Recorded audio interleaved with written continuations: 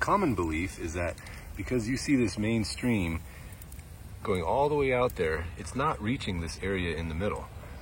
Well, that's not exactly true. One of the bigger problems that I see that I get calls about is dry spots near the heads. Not immediately around it, that's usually very green when I see them, but then just outside of that, it's dry.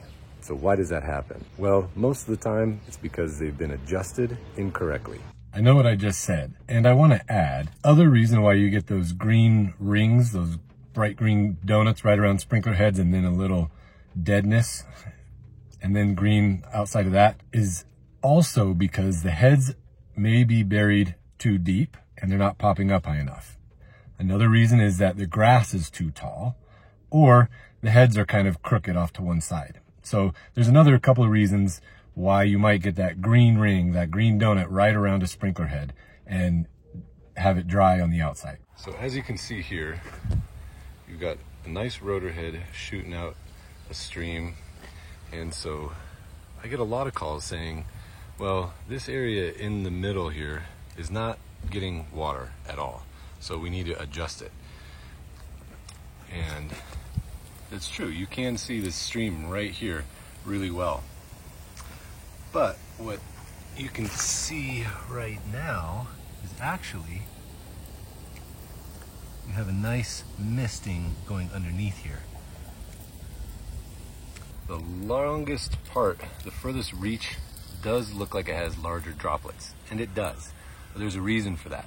It's because it's further away, so they need larger droplets to kind of push through the wind and whatever else. But also too, the outside circumference of this radius gets watered less time than up close here. It's because it has to cover a larger area in the same amount of time. So this area here doesn't need as big of water droplets. You can see here, it just gets a mist. But further out, we need larger water droplets because it's covering a larger area. So this is really getting good coverage. But what sometimes happens is people assume that because the larger droplets are here, only the outside circumference of this radius is getting, not radius, but sprinkler coverage is getting water and nothing up close. But as you can see, it's not entirely true. You can see how much water is going down here close, which is quite a bit. So this is what people do, is there's a screw right here in the front that they will screw down to adjust that stream. So now it's flatter and it looks like it's getting better coverage. But in reality, you just cut down the distance that you need. You're not actually getting any more water up close. So be careful of that. So adjusting the set screw on your rotors is not always the best thing. Sometimes it makes sense, but they were engineered a certain way for a certain amount of coverage in water. So it's best to try and keep it that way and stick to the original design. Now, the big problem I see is people putting in big heads in small areas, and to compensate, they screw it down so it sprays shorter. It works, it gets the water there. Is it efficient? Maybe. Is it how it's designed? Definitely not. So I see it happen a lot. It's really common, and it's not the end of the world. But the best thing to do is figure out how much water your lawn actually needs, time it, put the cup out there or the can, which I talk about in another video about how much water your lawn needs, and determine if you need to change out the nozzle or if you need to change out the head. So how do you fix these type of dry spots?